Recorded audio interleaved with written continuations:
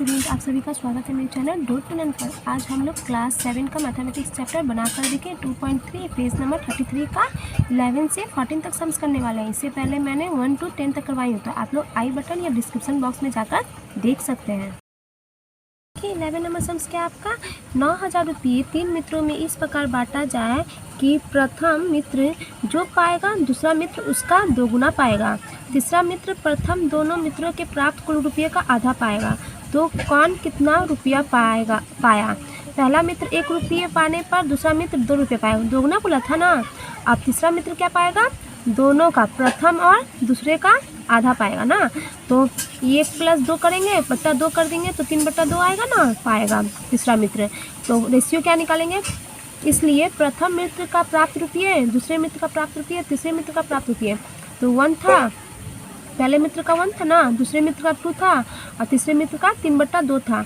तो इसका रेशियो कैसे निकलेगा, देखिए 2:4:3 निकला ना। तो इसको हम लोग देखिए ऐसे कर लेते हैं। मान लीजिए ये 2 लसा पर ले लिया, ठीक है, 2 आया। अब यहाँ मान लीजिए 1 है, तो 1 का टेबल में 2 कितना बना, 2 बार में 2 का मल्टीप्लाई 1 से करेंगे तो 2 ही ना आएगा, 2 आया। फिर यहाँ मान लीजिए 1 है, तो 1 का टेबल में 2 कितना बार में आएगा आपका 2 बार में। 2 का गुना 2 से करिएगा तो कितना आ जाएगा, 4 आएगा। फिर 2 का लसा पर लिए 2 से 2 का भागा देंगे तो कितना आएगा, 1 आएगा। 1 का गुना 3 से करेंगे 3 आएगा। तो देखिए इसको हम लोग कैसे किए, देखिए मान लीजिए 2 LCM आया। अब ये इसके नीचे 1, इसके नीचे 1, तो 2 का पहाड़ा में 1 का पहाड़ा में 2 कितना, 2 बार में। 2 का मल्टीप्लाई 1 से करेंगे तो 2 ही आएगा। फिर 1 का पहाड़ा में 2 कितना बार में, 2 बार में। 2 का गुना 2 से करेंगे 4 आएगा। फिर 2 का पहाड़ा में 2 कितना बार में आता है, 1 बार में। 1 का गुना 3 से करेंगे 3 आएगा। ये आ गया। अब देखिए मैं कॉपी में कैसे कर रही हूँ, लिखेंगे क्या, कुल रुपया कितना है आपका 9,000, ठीक है 9,000 है। अब लिखेंगे तीनों मित्रों के प्राप्त रुपये का अनुपात कितना है आपका, यही दिया गया था बुक में, जो दिया गया था 1:2:3/2। तो इसको हम लोग कैसे किए, 2:4:3 कैसे निकला बता दिए, ठीक है। फिर क्या लिखेंगे, पहले मित्र का अनुपातिक भाग, ये 2 है, 2 लिखे और सबको क्या करते हैं, जोड़ते हैं, ठीक है। 2 + 4 + 3 तो कितना होगा, 9 होगा, तो 2/9। दूसरे मित्र का अनुपातिक भाग ये दूसरे मित्र 4 है, 4 लिखेंगे। फिर 2 + 4 + 3 लिखेंगे, ठीक है, तो 4/9 आ जाएगा। तीसरे मित्र का अनुपातिक भाग तो क्या लिखेंगे, 3 लिखेंगे। फिर 2 + 2 3/2 लिखेंगे, 2 + 4 + 3 तो कितना आ जाएगा, 3/9। इसलिए 9,000 रुपये में पहले मित्र को मिला, तो क्या लिखेंगे, 9,000 लिखेंगे गुने पहले मित्र को कितना मिला, 2/9 ना, तो 2/9 लिखेंगे। 9 से काटेंगे 9,000, 1,000 आएगा। 1 से 1,000 का गुना 2 से करेंगे कितना आएगा, 2,000 रुपये। तो पहले मित्र को कितना मिला, 2,000 रुपये। 9,000 रुपये में दूसरे मित्र को मिला, तो क्या करेंगे, 9,000 लिखेंगे गुने 4/9 लिखेंगे, ठीक है। 9 से काटेंगे 9,000 तो कितना 1,000 बार में कटेगा। 1,000 का गुना 4 से करेंगे तो 4,000 आएगा, ठीक है, तो 4,000 रुपये। अब 9,000 रुपये में तीसरे मित्र को मिला, तो 9,000 गुने 3/9, 9 से 9,000 काटेंगे तो 1,000 आएगा। 1,000 गुने 3 करेंगे तो 3,000 आएगा। तो यही सब आंसर होगा, ठीक है। तो कितना किसको मिला, प्रथम मित्र को कितना मिला, 2,000 रुपये, ये आंसर। दूसरे मित्र को मिला 4,000 रुपये, तीसरे मित्र को मिला 3,000 रुपये, ठीक है। इसी तरह करना है। 12 नंबर सम्स क्या आपका, हमारे गांव के रास्ते की मरम्मत करने के लिए 4 वर्ष में खर्च रुपये का अनुपात यदि 2:4:3:2 हो तो हो, एवं उन 4 वर्षों में यदि 1,32,000 ठीक है लाख खर्च हुआ, तो दूसरे वर्ष कितने रुपये खर्च हुए, प्रथम एवं तीसरे वर्ष कुल कितने रुपये खर्च हुए बताओ। तो हम लोग कैसे लिखेंगे जानते हैं, लिखेंगे क्या 12 नंबर सम्स में, रास्ता मरम्मत करने के लिए पहले, दूसरे, तीसरे एवं चौथे वर्ष खर्च हुए रुपये का अनुपात, ठीक है। 4 साल का दिया हुआ था 2:4:3:2, ठीक है, सबका लिख दिया अनुपात। अब अनुपातिक भाग निकालेंगे। पहले वर्ष खर्च का अनुपातिक भाग 2 लिखेंगे, पहले वर्ष का है, 2 लिखेंगे, बट्टा करके क्या लिखेंगे, 2 + 4 + 3 + 2 तो क्या आएगा, 2/11। फिर दूसरे वर्ष का खर्च का अनुपातिक भाग क्या लिखेंगे, ये दूसरे वर्ष का 4 है, 4 फिर कर लिखेंगे 2 + 4 + 3 + 2 तो कितना, 4/11। फिर लिखेंगे तीसरे वर्ष का खर्च का अनुपातिक भाग, तो क्या लिखेंगे 3 लिखेंगे तीसरे वर्ष का। फिर 2 + 4 + 3 + 2 कितना हो जाएगा 3/11। अब बोला गया था क्या सभी का खर्च जो हुआ है 132 लाख खर्च हुआ है, ठीक है। तो इसलिए 132 लाख रुपये में पहले वर्ष खर्च हुई धनराशि क्या लिखेंगे 132 लिखेंगे गुने पहला वर्ष कितना हुआ है अनुपातिक भाग कितना था 2/11 ना, 2/11 लिखेंगे। फिर 11 से काटेंगे 12 बार में कटेगा 132 और 12 का गुना 2 से करेंगे कितना आएगा 24 लाख रुपये। 132 लाख में कितना खर्च हुआ पहले वर्ष क्या लिखेंगे 24 लाख, ठीक है। प्रथम वर्ष में कितना खर्च हुआ 24 लाख। फिर लिखेंगे क्या 1,32,000, ठीक है। 132 लाख रुपये में दूसरे वर्ष खर्च हुई धनराशि 132 लिखेंगे। फिर गुने 4/11 लिखेंगे, ठीक है। 4/11 लिखेंगे, काटिए 11 से 132 काटेंगे तो 12 बार में कटेगा, 12 का 5 4 करेंगे कितना आएगा 48 लाख, ठीक है। 48 लाख लिखेंगे।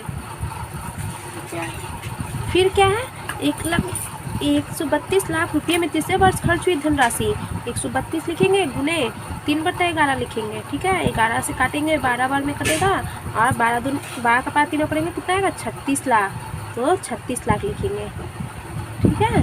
फिर लिखेंगे क्या दूसरे वर्ष खर्च हुई धनराशि, यही पूछा गया था ना कि दूसरे वर्ष कितने रुपए खर्च हुए, तो सभी वर्ष का निकाल लिए हम लोग। फिर अब लिखेंगे दूसरे वर्ष खर्च हुई धनराशि, इसलिए दूसरे वर्ष खर्च हुई धनराशि 48 लाख रुपये। अब तीसरे वर्ष और पहले वर्ष कुल कितना रुपये खर्च हुआ, तो प्रथम और तीसरे वर्ष खर्च हुई कुल धनराशि दोनों को जोड़ देंगे, ठीक है।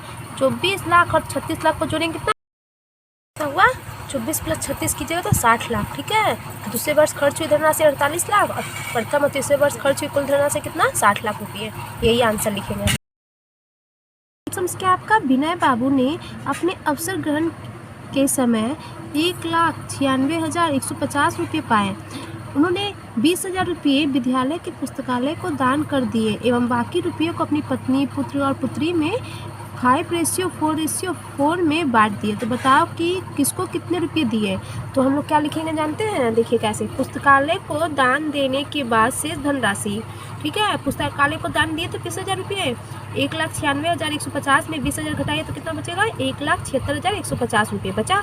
अब इसी देखिए 1,76,150 रुपये बचा ना, इसी रुपये को क्या करेंगे सभी में बांटेंगे, स्त्री में, ठीक है, पत्नी में, पुत्र में, पुत्री में। तो हम लोग लिखेंगे स्त्री पुत्र एवं पुत्री के रुपये का अनुपात 5:4:4 है ना। अब क्या करेंगे लिखेंगे स्त्री के रुपयों का अनुपातिक भाग 5 होगा, 5/5 + 4 + 4 लिखिएगा, ठीक है। तो कितना आएगा 5/13, ठीक है। फिर पुत्र के रुपयों का अनुपातिक भाग लिखेंगे क्या 4 लिखेंगे, फिर इसी को जोड़ेंगे, ठीक है, बट्टा करके 5 + 4 + 4 को जोड़ेंगे कितना है 4/13। फिर पुत्री के रुपयों का अनुपातिक भाग 4 लिखेंगे, फिर बट्टा करके 5 + 4 + 4, ठीक है, 4/13।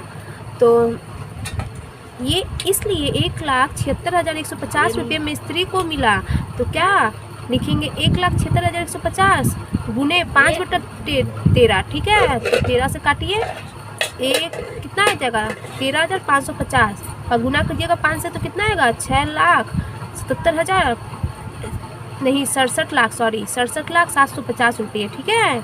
इतना आएगा, स्त्री को इतना रुपया मिला 1,76,150 में। अब पुत्र को कितना मिलेगा देखिए 1,76,150 रुपये में पुत्र को मिला 1,76,150 लिखेंगे गुने 4/13 आया था ना पुत्र का अनुपातिक भाग, इससे काटेंगे, ठीक है। 13 से काटेंगे तो इतना ही आएगा 13,550 का गुना करेंगे 4 से तो कितना आएगा 54,200 रुपये पुत्र को इतना मिला।